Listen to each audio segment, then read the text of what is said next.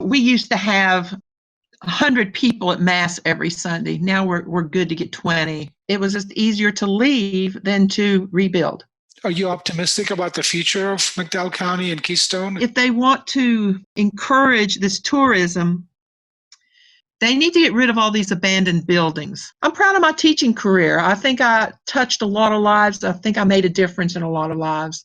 You have to expect a lot out of people for them to expect a lot out of themselves. In 2017, you started a food pantry. So can you tell us a little bit about that?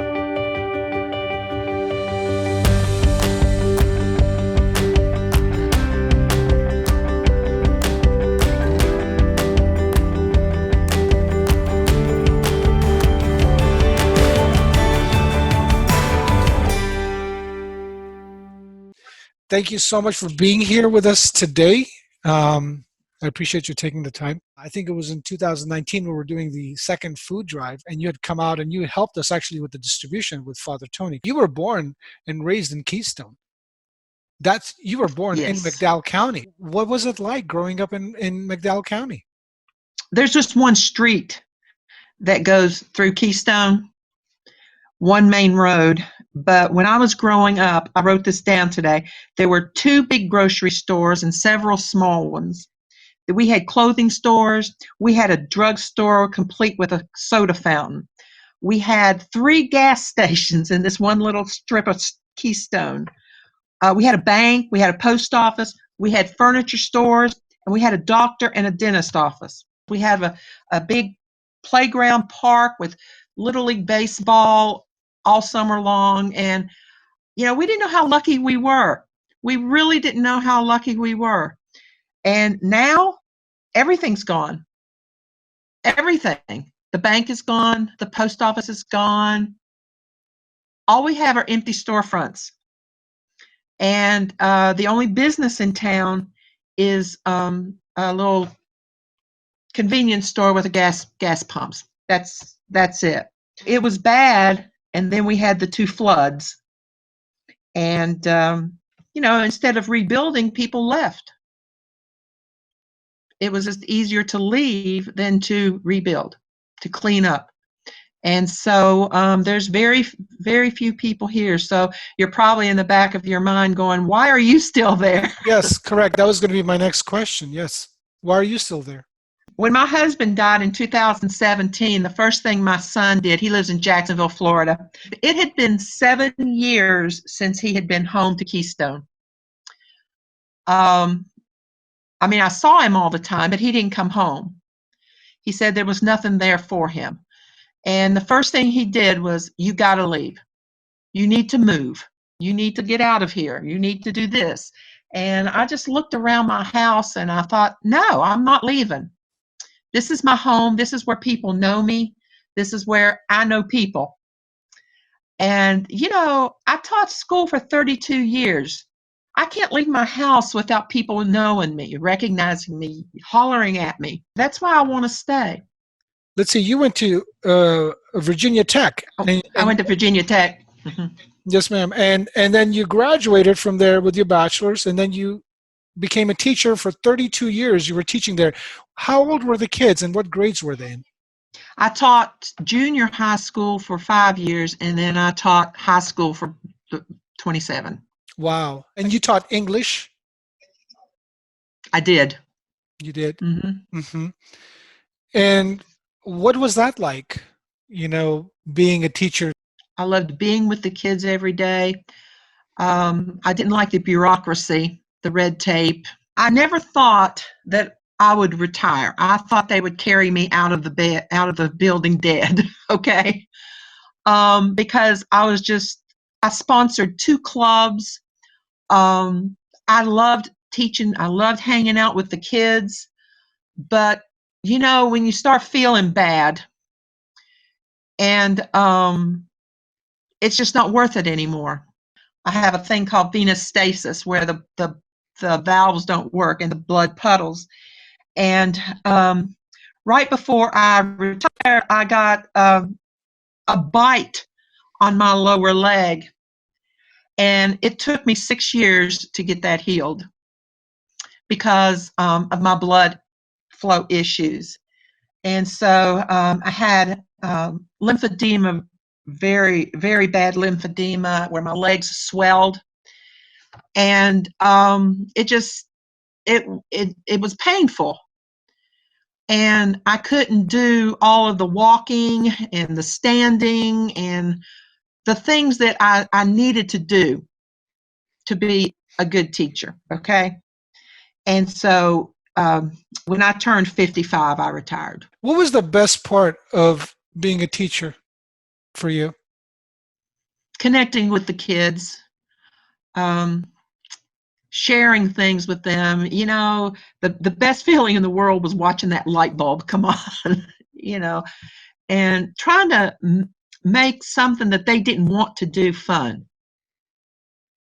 And I think I accomplished that most days. Okay, I was strict but fair, and I think that they appreciated me for that. I still have kids that I taught all the way back when I started, back in junior high, that come up to me and talk to me and thank me, and it made it all worth it. Hmm. Teaching now Absolutely. is not anything like teaching was then. I don't know how to explain it, especially around here. So many of our kids, you know, they start out with so much against them, living with grandparents. And I mean, not that the grandparents can't raise them, they can, but you know, grandparents have trouble relating to a new generation and all the technology. You saw me fumbling with the technology, and it's different. And now with all this virtual school and remote school and Zoom school, I don't think I could. I don't think I could do that. I totally get it. I totally understand. Lori, what do you think were some of the biggest challenges the kids were having while you were teaching?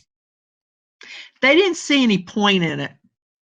You know, a lot of our kids went to college, and a lot of them were very, very successful. And so it's not that we weren't preparing kids, okay?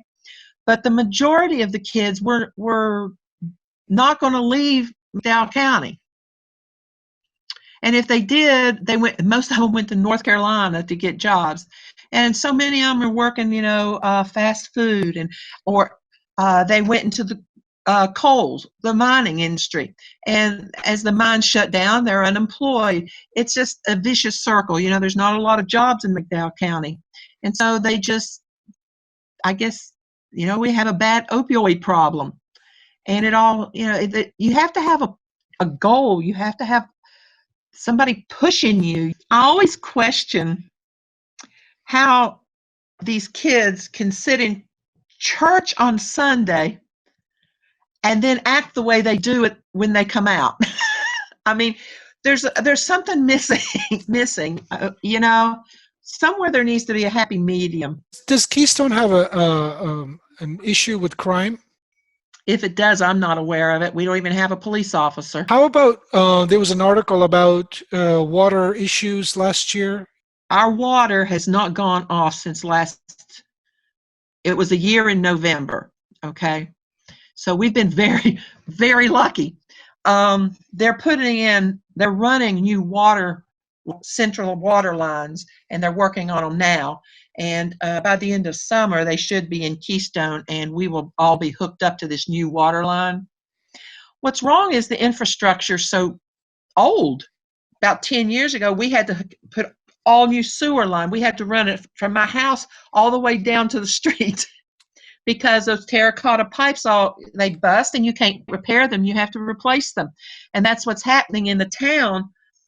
And you know, it's just been patched for so long that every time it goes off, we just wonder, is it going to be able to get back on again? But I guess it was, let's see, in 2019, it went off right before Thanksgiving, and we didn't have a drop of water in our houses until almost Christmas. How about now? Is the And water you know, pressure back? I have good water. Some people still complain about it, but I don't tell them how good mine is because. But you know, it is what it is. it's like you get up every morning hoping you have water. And I'll be glad to see that new line come in and get hooked up to it, so we don't have to worry about it anymore. It has been an issue, and I have been fairly vocal about it, contacting people and that kind of thing. But and it's nothing against the people who run the town, because they're doing the best that they can, I hope. Um, it's just that, it's just sometimes we feel like we're the place that time forgot. But we're not the only place. I mean, you hear about like Flint, Michigan. You hear about all these places. It's not just us. Lori, when you say us, are you speaking of Keystone? Or are you speaking of McDowell County? McDowell County, it's off and on all over the county. Yeah. Most of the county, though, is under the PSD, the Public Service Department. Keystone isn't. So when we have a break in the water line, um, they will come and repair it, but only after they don't have any other issues anywhere else in the county, okay? Because we're not paying into the PSD right now because we're not hooked up with them. So it'll be a big relief when they get that new water line in. That sounds great. And when you go to get groceries, where do you get your groceries? Do you go to Beckley or? No, I go to Bluefield or Princeton, usually Princeton, which is 40 minutes. Is that is there a Walmart in Princeton? I wasn't sure. There's a Walmart in Princeton and there's a Walmart in Bluefield, Virginia. Right. Okay. So it's about We 40. used to have one here in Kimball, but they closed. Yeah. I remember. Yeah. And Yeah. yeah, it was all over the news too, and they weren't going to change their mind yet. I don't mind driving to Princeton to buy groceries or run errands or anything because my daughter was up there and I get a chance to see her. That works out great. Yeah. Yeah. So let's go a little further. I mean, now you've taken a different turn. I mean, you've done so much in your life, and now, it sounds to me like you're starting something completely new. In 2017, you started a food pantry. So, can you tell us a little bit about that? I wanted to come up with some kind of outreach for the church. Okay. I grew up at Sacred Heart, and we used to have 100 people at Mass every Sunday. Now we're good to get 20. And when I was in high school, my CYO, the Catholic Youth Organization, we had probably 50 members. We had 3 masses every Sunday and had 75 people at each one.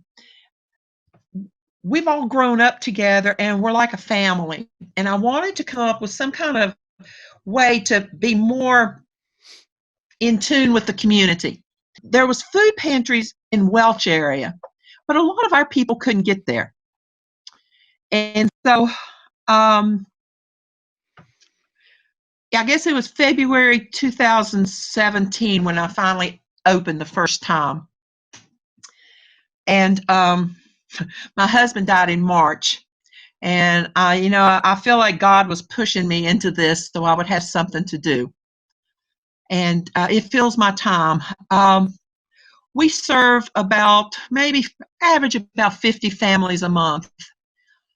We only do it once a month, mainly because my best friend and I do most of the work. We go out and we secure all the groceries. I have to get somebody to come and help carry because I have back issues now and I can't lift. But it is what it is. And I usually put in a good 35 hours a month doing preparation. And I've been so lucky that I have support. I get money. I have applied for a grant and I got it, and it has been renewing every year. And the church in Beckley supports us also. And so, I'm able to buy food from Mountaineer Food Bank, and we go out, we watch for sales, and we'll go fill up our cars, and it's just we've got a really good system now. And once a month, I really enjoy distribution day. I have regulars now, and it's like it's coming in, and how are you? And you're just standing there, one at a time though, because we can only have one at a time. And it's fun. Somebody that's never been before just can't believe how fast that couple of hours goes. And I think that we are appreciated. Every month we get a few new faces, and I'd like to build it up some, but it is what it is. If we can serve 50 families, then we serve 50 families. That's great. So what's the best part of your job at the pantry? Distribution day, when I see everybody coming in. Yeah. I like on a day like Monday, I don't have anything planned to do. I'll probably go up there and work, because there's a lot of just, busy work, taping boxes together, and I'm figuring out what you need. I was working on our grocery list a little while ago, figuring out what we want to use this month and what we still need to buy and that kind of stuff. I've bought 3 freezers. I've got a couple of refrigerators I use. I've pretty much taken over our church basement.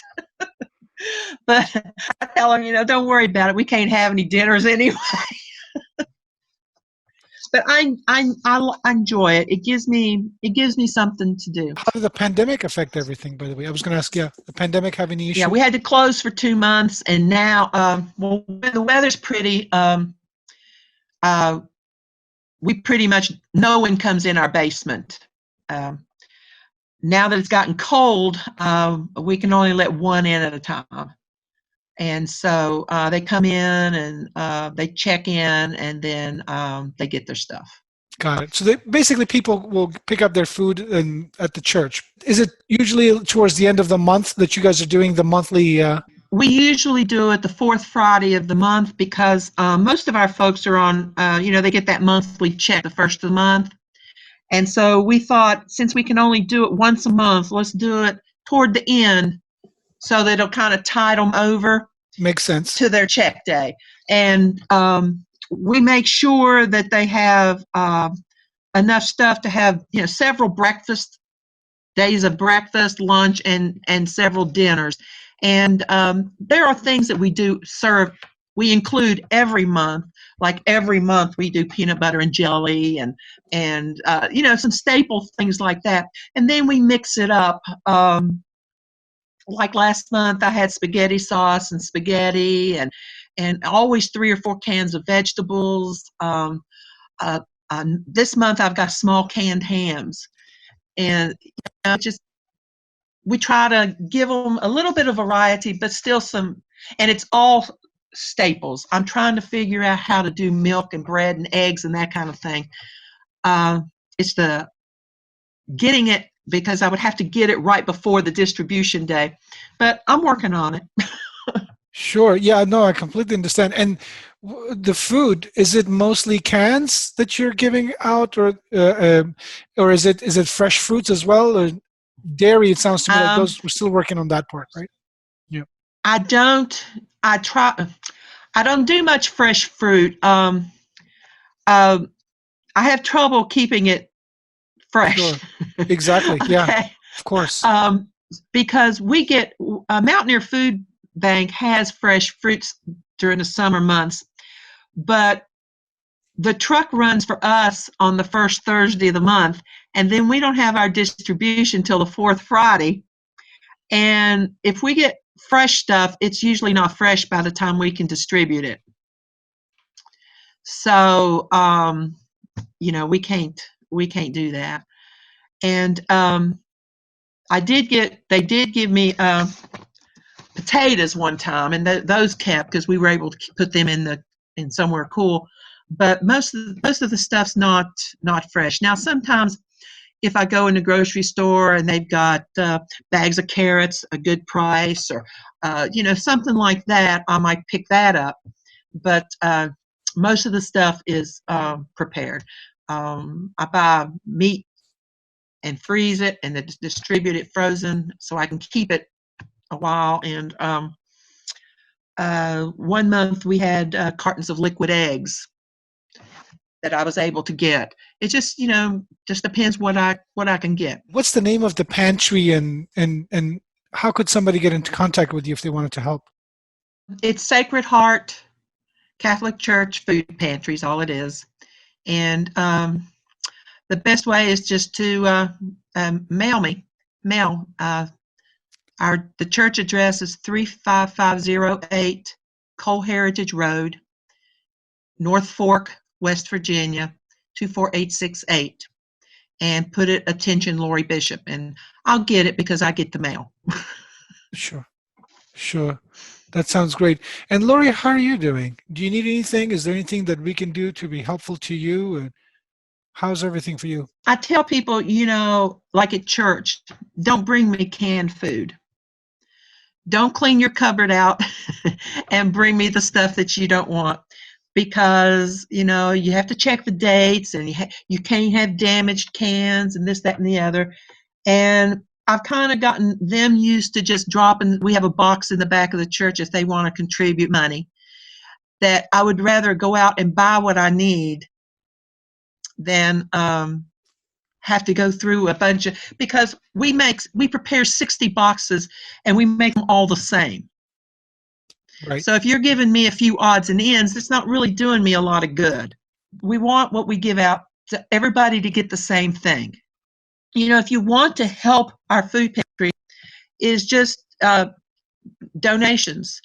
Unless you live nearby, and then if you want to help, I can use some leg work. So I can use some muscle lifting and emptying my car. But I guess I've become a fixture by the church, because we have grocery carts that we wheel out to the parking lot and fill up and wheel them in. And I think I've got a really good system right now, and it's working for us. I wish I had the stamina and the manpower to do more, at least twice a month, but I don't. And so I just try to make the one time that I can do it the best that I possibly can. It sounds to me like you found a new passion, and you've been at it A for new 2 years. path, anyway. Yeah, and you've been doing it for 2 years now. I mean, this is how it starts, right? Just one step at a time, and it just grows bigger and bigger. I keep telling them somebody else needs to learn what I do. Yeah, I'm sure you're going to have people there that you're going to inspire. I want to ask you, Lori, the people in Keystone, for example, if they wanted to find work, is there an employment agency that they could go to find work? Or do people work? Is there any jobs at all? There is a place in Welch called Workforce, and I think that they help find jobs, but I don't even know that they're open so much since COVID, because so many offices, people are working from home. So I wouldn't even know how to tell someone to look for a job. People come up to me and tell me, well, even on distribution day, people will come in and they'll say they need help with an electric bill, or they need help with this, that, or the other. And where I'm on the advisory council at Catholic Charities, I give them the number for the Catholic Charities office, and they get help there, but that's not for a job. Are you optimistic about the future of McDowell County and Keystone? And do you have any suggestions? Well, we've got the tourism thing going on. Oh, really? But the four-wheelers, the Hatfield and McCoy trails and all that. And I don't know, if I was to me, if they want to encourage this tourism, they need to get rid of all these abandoned buildings. I don't want to go on vacation somewhere. I mean, I can handle there's not a lot of businesses open, but all these abandoned buildings, just somebody needs to come in and just clean them up, get rid of them. It would make the place look so much better.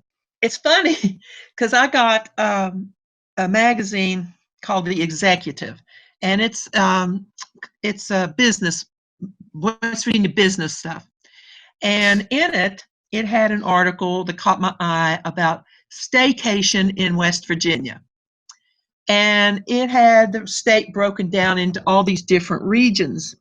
And so naturally, I looked for Southern West Virginia to see what it said. You know, if you want tourism, what are you telling people is available in Southern West Virginia? And it started talking about the Hatfields and McCoy's trails in Logan County and Mercer County. Did not even mention McDowell County. And I just thought that that was really strange, because that's one thing that this county is just going nuts, you know, about is four-wheeling. Like, I can sit on my porch in the summertime, and I live right up above the little quick serve grocery store and gas pumps, right? I can look down, and there will be 30, 40 four-wheelers down there. So they're here, So and there's tourism. all kinds of places for them to stay popping up, and and they're bringing a lot of money into this county. But I think that we need to address and make it a little bit more appealing. So what do we do with those buildings? I mean, do they get fixed or do they get demolished? Oh, I think they're beyond fix. I think they're beyond fix. Who Yeah. owns them? I mean, does anybody own those buildings? Different townspeople have bought them. The owners don't quit paying taxes and stuff on them, and you can pick one up for just the back taxes. And they're not using them for anything, and they're just they're eyesores. Up here where I live right where the old elementary school is, and the old elementary school is just full of rats and bats and birds and snakes and all that stuff. Oh, that's the All the elementary windows are school. broken, and it's just an eyesore, and it's falling in. It's dangerous. If somebody was to go in there, they would probably get killed. The roof is all falling in, and it looks like to me somebody somewhere should be responsible for getting this cleaned up.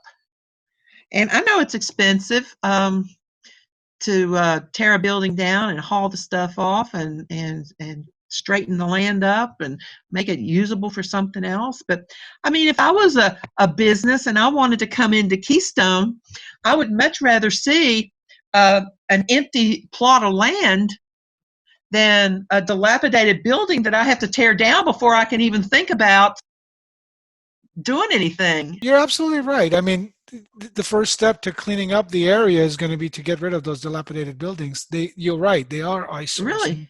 They really do stand out, and you're absolutely right. They are dangerous, especially if people have kids. And we're in such a tiny valley here. There's not a lot of there's not a lot of land. There's not a lot of place to build anything. And what land there is are these dilapidated, abandoned structures that are of no use to anyone. What's the legacy that you would like to leave behind? I would like to be remembered as a difficult, but a fair teacher who cared about her kids, somebody who was kind. And you're doing just that, Lori. I'm looking forward to, seeing you do more and more and accomplish more of, some of the goals that you mentioned that you have. And I think you are making a difference. You didn't leave the area. You're there. You're supporting everyone, and you're giving people hope.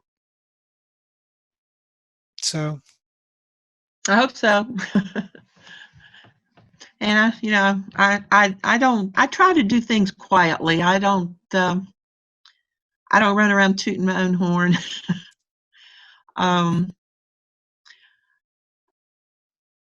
I guess my food pantry grows by word of mouth. I don't advertise. I can't let it get too big. I won't be able to handle it. But, I think we could handle 75, 80 families a month. So we're growing. Lori, what are some things that you've done over the last 20, 30 years or so that you're proud of? Maybe just a few things that you can tell us about. Oh, I'm proud of the food pantry. I'm proud of the people that we help in the food pantry. I'm proud of my work on the advisory council at Catholic Charities. Um, Before the pandemic, we worked hard raising money so that Catholic Charities in this region could do the work they needed to do. Um, I'm proud of my teaching career. I think I touched a lot of lives. I think I made a difference in a lot of lives. I had the two clubs. Uh, Both of them were academic clubs. We made them so that people worked hard on their grades so that they could get in them. And to me, that said something about what we were doing. You know, they wanted to be a part of it, but they had to have the grades. And so they worked. That was something that a lot of kids worked for.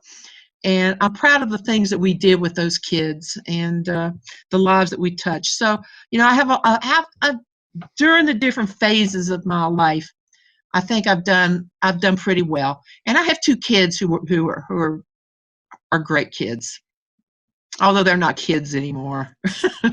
Two young adults who are great young adults. What advice do you have for students in McDowell County and high school students? What advice would you give them? Don't give up. You got to work hard. You've got to expect a lot out of yourself. Okay. When I had my beta club, they always, I would do a newsletter every week because we weren't allowed to have actual club meetings. So we did a newsletter, and I always put these comments at the bottom. You know, you make time for the things you want to do. You make time for the things that are important to you. You know, and I put make an effort, not an excuse. You know, just corny stuff like that. And uh, you have to expect a lot out of people for them to expect a lot out of themselves. You know, that's the way my classrooms were. Don't come in here and tell me you can't do something. Okay, it's not going to work. Just sit there and tell me you don't want to, because that's what it is. It's not that you can't. And so that's what these kids, you know, they can do anything they want. They can do anything that they want. They just got to want to do it. You know, it's easy to sit back and do nothing. I don't have any tolerance for just pure laziness, and you know, don't tell me you can't do something. You know, I go constantly. Some days I can barely walk because my back is hurting, but I still go. I still do the things that need to be done. I don't use it as an excuse not to do something that needs to be done. It might take me longer. You know, I mean, it takes me 3 days to vacuum my house, but it gets done eventually. So, you know, you just got to hang in there. You've just got to be tough. Um, I sponsored with my husband a group. I don't know. It's called HISTA, Health Science Technology Academy. And one of the projects that we did with them, we were trying to get them to eat healthier. And so we took them to the school clinic, and they had to have blood work done. And our project was written up in the Howard Hughes Journal. And when they came down to interview us, they were there, and the day we were given our bloodletting, the kids called it, and some of them had never had blood taken. And they were crying. And I just looked at them, I said, there's no crying in HISTA. There's no crying in this. You know, you got to, my favorite, suck it up, Buttercup. You know, my daughter tells me that all the time. Suck it up, Buttercup. And so, you know, yeah, this is something we got to do. So let's just do it. Crying, it's not going to hurt. Crying's not going to do you any good. There's nothing to be afraid of. Jump in and do it. And I guess that's what I would tell kids. If I was teaching today, that's what I would tell them. Thank you so much. I really enjoyed this conversation. I'm looking forward to having more Well, thank you for being patient with me. Oh, absolutely. Absolutely. Now we got the technology worked out so we can do the calls anytime. And next time we'll be We able to can. We get on the can. call much quicker. Yeah, absolutely. I look forward to our next call, Lori. I'll be in touch. God bless you. Thank you so much for Okay. your time. Stay safe. If you need anything, you have my number. Reach out anytime. And looking forward to continuing the conversation. And thank you so much.